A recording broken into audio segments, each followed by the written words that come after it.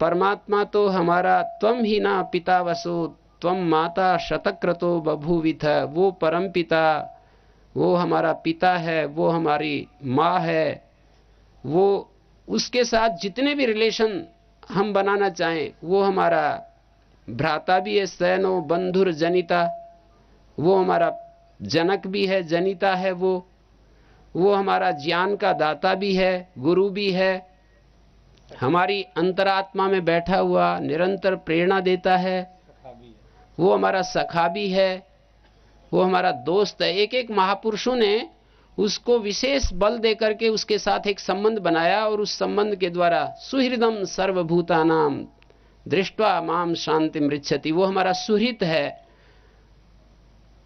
वो हमारा पिता है।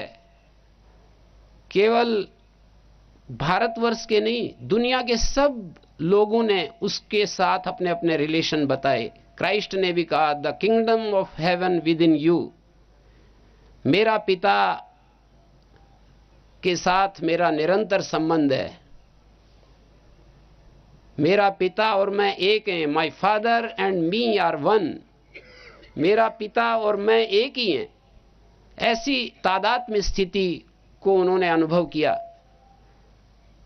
जो हम संबंध बनाना चाहें उसके साथ, सभी संबंध उसके लिए स्वीकार्य हैं।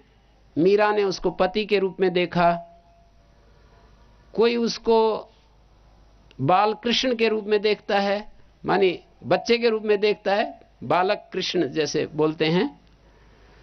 कोई उसको अपना बच्चे के रूप में देखता, बेबी के रूप में देखता है, कोई उसको अपना पति के रूप में देख रहा है, कोई उसको पिता के रूप में, कोई उसको माँ के रूप में, कोई उसको गुरु के रूप में, सखा के रूप में। कितने सारे संबंध हैं।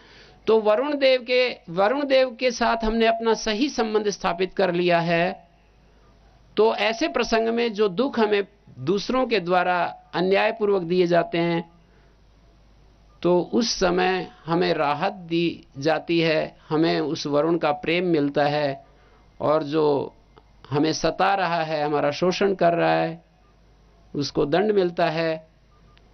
और यदि हमने उसके नियम का उल्लंघन किया, जैसे मैंने कहा, तो तत्काल उसके पाश, उसके नियम, उसके गुप्तचर हमको बांध देते हैं। जैसे यूं समझो कि सृष्टि में, सारी सृष्टि में ऐसे कैमरे लगे हुए हों कि हम कहीं पर भी उससे बच न सकें। मन में भी कोई बात आ जाए तो तुरंत वो पकड़ ले, वो कैमरा तुरंत हमारे मन की बात को भी चित्र ले ले। तो ऐसी स्थिति हो रही है वरुण के पाशों की। वरुण के फैले हुए जो गुप्तचर हैं, वो इस तरह से इस सृष्टि में काम कर रहे हैं। तो इस सूक्त में उनके नियमों की बहुत ही विशाल रूप से, बहुत ही विकराल रूप से व्याख्या की है। उस मंत्र को मैं आपके सामने रख रहा था। एषाम बृहन अधिष्ठाता, इनका, इन प्रजाजनों का वो महान नियंता है, अधिष्ठाता है। ये जो हम लोग हैं, इन सब का वो महान अधिष्ठाता है। अंतिकादि उपश्यति, अति समीप से देख रहा है, वो बहुत ही नजदीक से देख रहा है। वो वरुण देव जो इन प्रजाओं का अधिष्ठाता है, बृहत महान अधिष्ठाता है। अंतिकादि उपश्यति, यह चरण, जो व्यक्ति चलता फिरता, तायन मन्यते, यस तायन मन्यते चरण, चलता फिरता अपने आप को परिपालित मानता है। इदम सर्वम देवा विदु, इस सब को वरुण के जो पास हस्त देव हैं, वरुण की जो शक्तियां हैं जो सर्वत्र फैली हुई हैं, उस सब को ठीक ठीक जानते हैं। चलता फिरता कोई व्यक्ति गलत काम करता है, दुष्कर्म करता है, और फिर भी अपने आप को सुरक्षित मानता है, ये कहा जा रहा है मंत्र में। चलता फिरता कोई गलत काम करता है, दुष्कर्म करता है, कोई अन्यथा आचरण करता है, यस्तायन मन्यते चरण, अपने आप को परिपालित मानता है, रक्षित मानता है। तायरी संतान पालन अयो, तायन जो अपने आप को सुरक्षित महसूस करता है गलत काम करते हुए भी। सर्वम देवा इदम विदु, वरुण के जो देव हैं, पास हस्त देव, जिन्होंने जिम्मेदारी ली हुई है कि हम सब सूचनाएं आपके पास भेजेंगे, वो सब ठीक ठीक जानते होते हैं। अगले मंत्र में कहा यस तिष्ठति चरति यश्च वंचति यो निलायम चरति यप्रतंकम द्वौसन निषद्ध यन्मंत्रयेते राजा तद्वेद वरुणस् तृतीया। जो कोई तिष्ठति खड़ा है, जो कोई चल रहा है, चरति यश्च वंचति किसी को धोखा दे रहा है, यो निलायम चरति जो छिप करके कुछ गड़बड़ कर रहा है, जैसे कि हम छिप करके कुछ गलत काम करना होता है, सबका अनुभव है, अपने अपने जीवन के किसी न किसी प्रसंग में लपेट में आ ही गया है कभी न कभी इस लपेट में।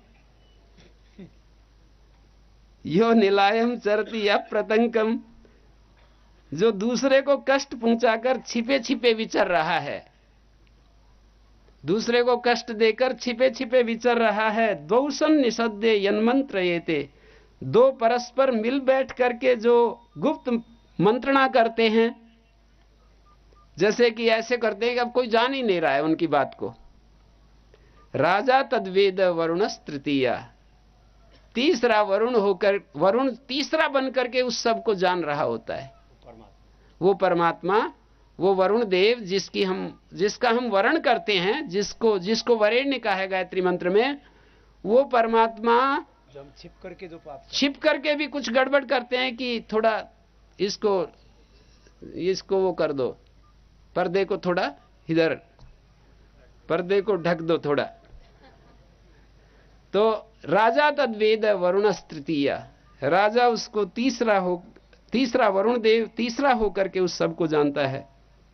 और आगे कहा उतेयम भूमि वरुणस्य राज्य उतासो द्यौर बृहति दूरे अंता उतो समुद्रो वरुणस्य कुक्षी उतास्मे अल्पे उदके नीलिना। कितना ये भाषा से जो परिचित हैं, इसका अद्भुत सौंदर्य है।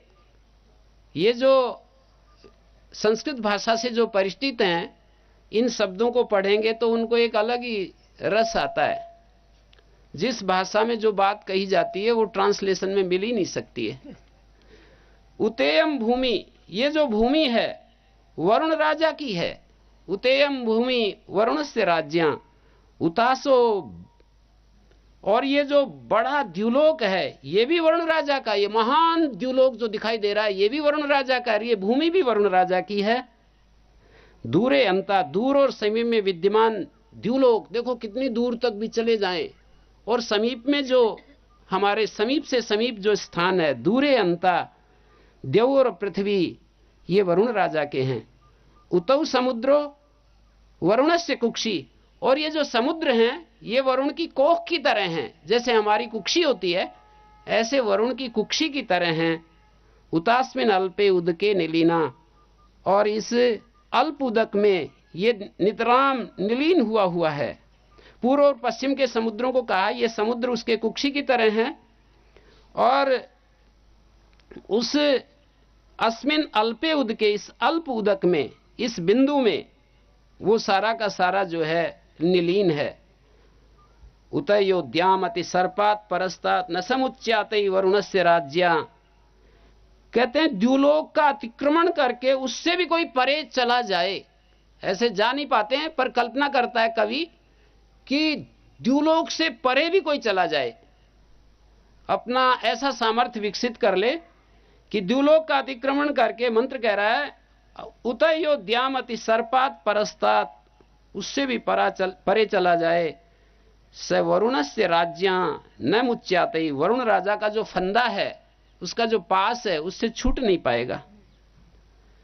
अस्य दिवस पसा प्रचरंति दमस्य, इस वरुण राजा के हजारों आंखों वाले गुप्तचर, सहस्राक्षा कहा है, हजारों आंखों वाले जो गुप्तचर हैं वो विचरण कर रहे हैं द्युलोक के और इस पार्थिव स्थान में, संसार में विचरण कर रहे हैं। दिवस पसा प्रचरंति दमस्य सहस्राक्षाति पश्यन्ति भूमिम, और इस भूमि का भी अतिक्रमण करके वो देख रहे हैं। गुप्त स्थान में किसी गुफा में जाकर के हम छिप जाएं, वहां कुछ गड़बड़ करने लगे, वो भी देख रहे होते हैं। सर्वम तद्राजा वरुणो विचष्टे यदंतरा रोदसी यत परस्तात। वरुण राजा उस सबको विवेक पूर्वक देखता है।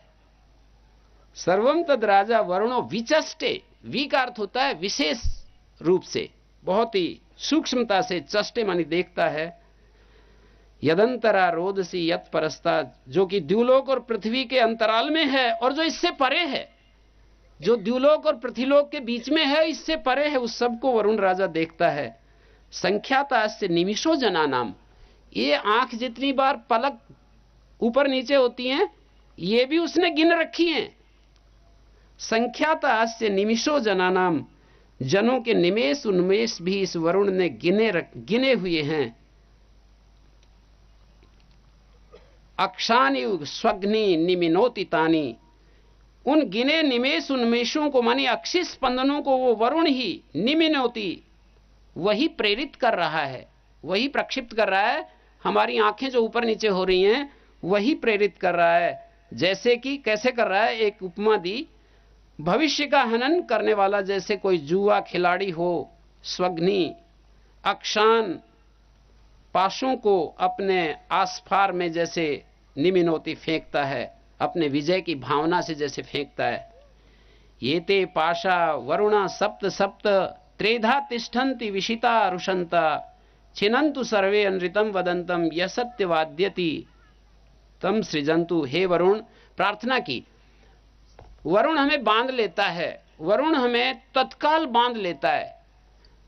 यज्ञ में एक कल्पना की गई, एक यूप गाड़ा जाता है और उस यूप के पास में उसको बांध दिया जाता है, और उस यूप से बंधा हुआ जो जीव है वो प्रार्थना करता है कि हे वरुण देव, मेरे को इन पासों से छुड़ाओ, मुक्त करो। और वो प्रार्थना सुनकर के वरुण देव उसके पासों को ढीला कर देता है, खोल देता है। इसका मतलब यह है कि यदि हमारे को वरुण के पासों ने पकड़ भी लिया है, कहीं पर उसकी गिरफ्त में आ गए हैं, पकड़ में आ गए हैं, जीवन में कोई संकट आ गया, दुख आ गया, अज्ञान आ गया, सबसे बड़ा जो पाश है वो अज्ञान का है। जैसे पदार्थ के अभाव का पास होता है, पदार्थ कुछ टूट फूट जाए, कुछ गड़बड़ हो जाए, किसी के घर में एक ही गाय और उसी के सहारे से वो जीवन यापन कर रहा हो और वो गाय मर जाए, किसी का एक ही पुत्र और विछोह हो जाए, वियोग हो जाए, कुछ भी हो जाए, तो कह रहे हैं जब हम उस वरुण से प्रार्थना करते हैं तो वो हमारे उन बंधनों को खोल देता है। हमारा जो वो बंधन बना हुआ है, हमने जो मोह के कारण से जो दुख हो रहा है, या हम अपने को असुरक्षित महसूस कर रहे हैं और उसके कारण से जो परेशानी महसूस हो रही है, तो वरुण देव हमें शक्ति देता है, बल देता है, ताकत देता है, और वो हमारे उन बंधनों को छुड़ा देता है, ज्ञान देता है, और हम मुक्त हो जाते हैं, हम उस परेशानी से निकल जाते हैं। लेकिन प्रार्थना सच्चे तरीके से, सही ढंग से होनी चाहिए। प्रार्थना का अर्थ यह होता है, मैं कई दिन से एक बात देख रहा हूं, प्रार्थना का अर्थ है कि हमारे अस्तित्व की अंतिम आवश्यकता को हम बार बार महसूस करें।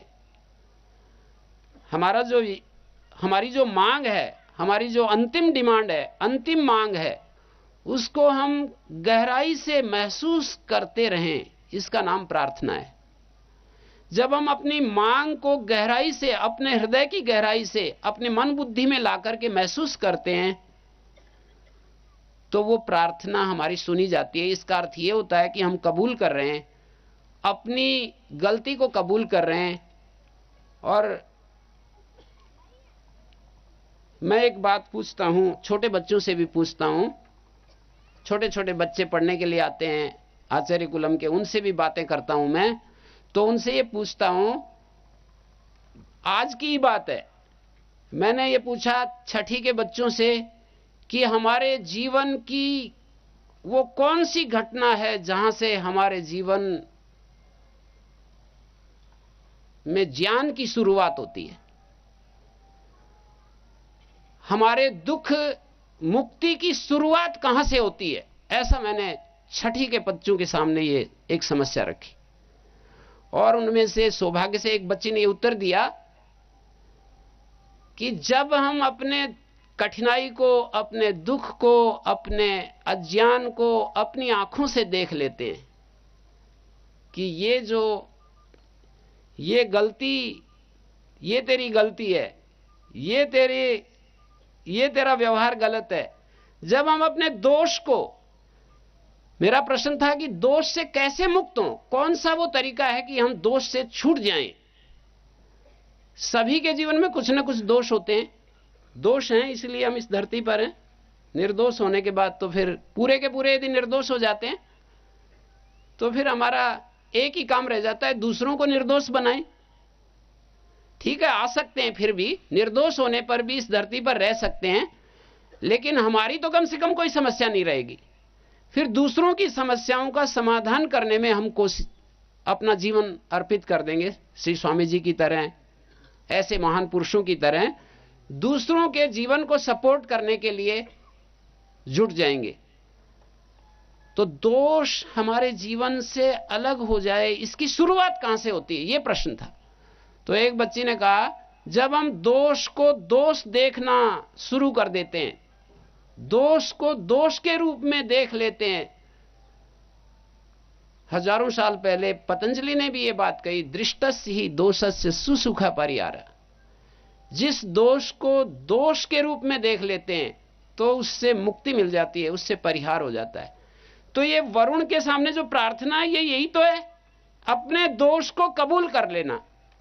जैसे ही हम अपने दोष को स्वीकार करते हैं तो हमारा प्राचीन जो संस्कार का जो प्रवाह था, जो हमारा एक रोल बन जाता है, जैसे पहाड़ से लुढ़कते हुए पत्थर की तरह हमारी स्थिति बन जाती है, उस स्थिति में रोक लग जाता है, हमारा जो प्रवाह है वो टूट जाता है। जैसे ही हम, श्रीमद् भगवद गीता में एक जगह कहा, एपी सुदुराचारा भजते योपी ही सुदुराचारा भजते माम यो अनन्य भाग। सुदुराचार कहा, अव्वल दर्जे का दुराचार में डूबा हुआ व्यक्ति भी अपने दोष को स्वीकार कर लेता है और मेरी शरण में आ जाता है, वरुण की शरण में चला जाता है। साधुरेव स मंतव्या सम्यक व्यवसितो ही स, वो उसको समझ लो कि वो ठीक रास्ते पर आ गया है। उसने एक तरफा निश्चय कर लिया है कि अब मेरे जीवन की धारा बदल गई है, अब मैंने अपने पूर्व जीवन को जला दिया है, अपनी पूर्व इच्छाओं को मैंने आहुति दे दी है अग्निकुंड में, उनको भस्म कर दिया है। जब हमारी ये स्थिति होती है, हम कोई भी कर्म करते हैं, उस कर्म के साथ हमारे दो धाराएं चलती हैं। एक तो हम कर्माशय बनाते हैं, एक उस कर्म से संस्कार भी बनाते हैं। जैसे कोई गुस्सा करता है किसी के ऊपर, तो एक पाप कर्माशय बनेगा, साथ में गुस्से का संस्कार भी बनेगा। हम कोई पुण्य करते हैं, दान देते हैं जैसे, तो किसी का सहयोग होगा। आप दान दे रहे हैं, पतंजलि योगपीठ को, स्वामी जी को दान दे रहे हैं, हम लोगों को दान दे रहे हैं, तो क्या होगा, दान का स्वभाव भी बनेगा और दान से पुण्य कर्माशय भी बनेगा। हर काम के साथ ऐसा लगा हुआ है, पुण्य भी बनेगा, पाप भी बनेगा। अच्छा काम है तो पुण्य बनेगा, गलत काम है तो पाप बनेगा, और साथ में संस्कार भी बनते जाते हैं। तो जो व्यक्ति पाप करता है और उसने बहुत सारे संस्कार अपने बना लिए, तो उस व्यक्ति का जो संस्कार है वो प्रार्थना से दग्ध बीज हो सकता है। यदि हम अपनी हृदय की गहराई से ये महसूस करने लग जाएं कि इस दोष को मैं नहीं चाहता हूं, मैं बिल्कुल अंतिम सांस, मेरे जीवन का अंतिम घुटन महसूस कर रहा हूं, मैं इससे निकलना चाहता हूं, ये चीज मैं बर्दाश्त नहीं कर सकता हूं, आगे और मेरे में सामर्थ्य नहीं है सहन करने की, ऐसी स्थिति में जब पहुंच जाती है बात, तो फिर एक अथाह शक्ति हमारे अंदर से फूट पड़ती है और हम रक्षित हो जाते हैं, हमारे अंदर ज्ञान आ जाता है। और जब हमारे भीतर ज्ञान आ जाता है तो चीजें सहज हो जाती हैं। जब तक ज्ञान नहीं आता है तब तक हम सामाजिक भय से थोड़ा बचे रह सकते हैं, पुलिस विभाग से बचे रह सकते हैं, समाज से हम अपने आप को बचा कर रख सकते हैं, कभी शास्त्र का स्मरण करके अपने को बचा कर रख सकते हैं, गुरुजनों की स्मृति से अपने को बचाते हैं। और यदि उसका वेग ज्यादा हो गया, संकल्प से भी बचते हैं, अपने संकल्प को स्मरण करते हैं तो उससे बचते हैं। लेकिन असली बचाव जो है वो वरुण की सुरक्षा, वरुण की रक्षा में जाने से ही हमारा असली बचाव होता है। और वरुण की सुरक्षा मिलती है जब हम सरेंडर कर देते हैं, पूरा का पूरा अपने आप को उसके चरणों में सौंप देते हैं, मैं तुम्हारी शरण में हूं। देखो रोज एक मंत्र बोलते हैं, अग्ने न सुपथाराए, हे अग्निदेव, हे प्रकाश स्वरूप, मुझे मार्गदर्शन कीजिए, क्योंकि आप सर्वज्ञ हैं। मेरे को पता नहीं है कि मुझे क्या चाहिए, क्या ठीक है, क्या गलत है, आप सर्वज्ञ हैं, मार्गदर्शन कीजिए। युयोध्यस्मत् जुहुराण में, और मेरी कुटिलताओं को, मेरे पाप को, मेरे दुर्भाव को दूर करो, मैं आपकी शरण में हूं। भूयिष्ठान्ते न मुक्तिम विधेम का अर्थ है मैं आपकी शरण में हूं। नमः का अर्थ होता है समर्पण, शरण, मैं आपकी शरण में हूं हे प्रभु।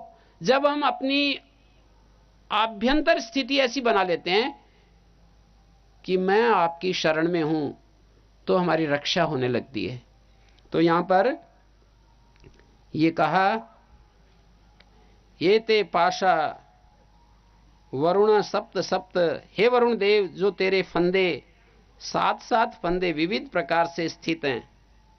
ये जो हमारी बुद्धि में एक फंदा है, हमारे अहंकार में एक फंदा है, और इंद्रियों में एक फंदे हैं, महतत्व, अहंकार, और ये जो इंद्रियां हैं इनमें जो फंदे हैं।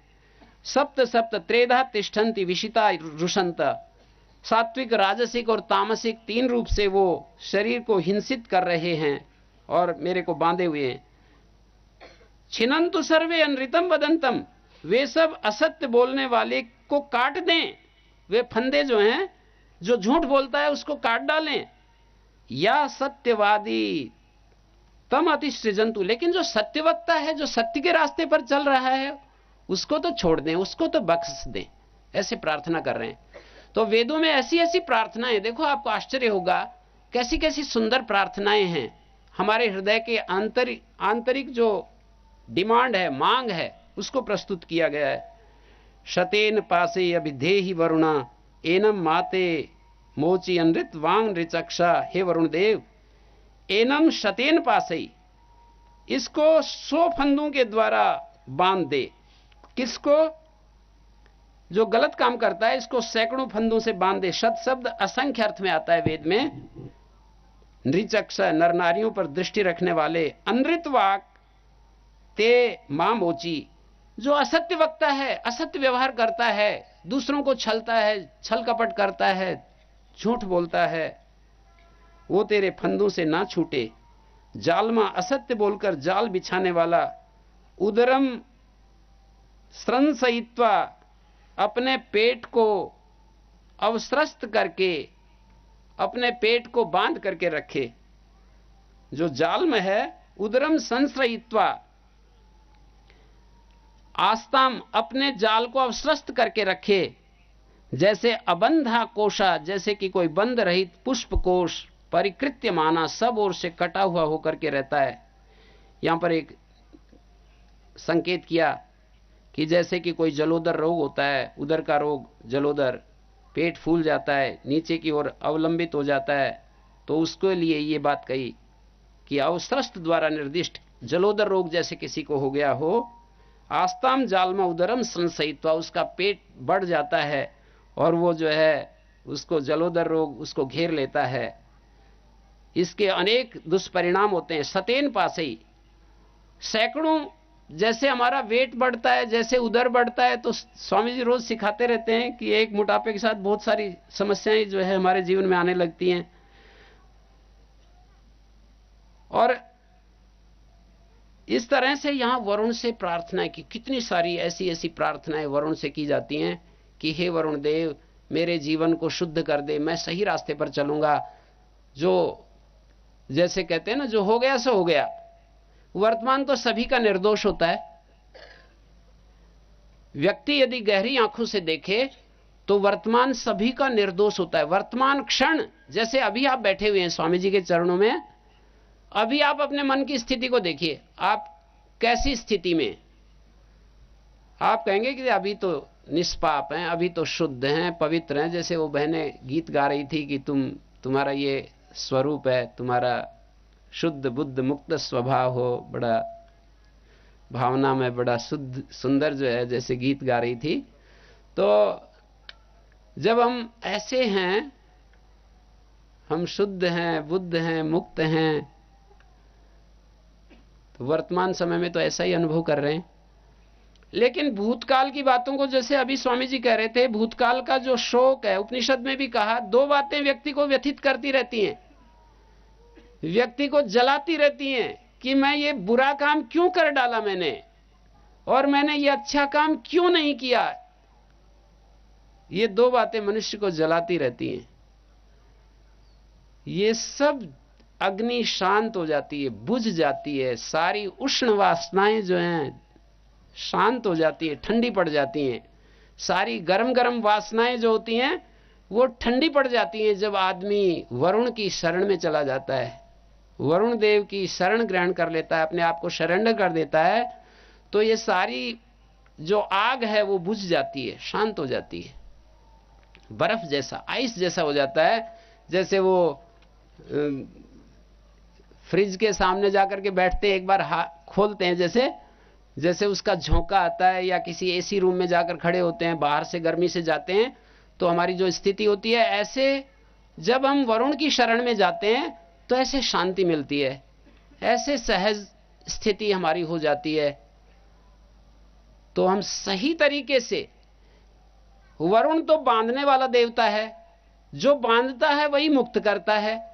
जब हम गलती करते हैं, जब हम मन से, वचन से, कर्म से उसके विधान को तोड़ते हैं।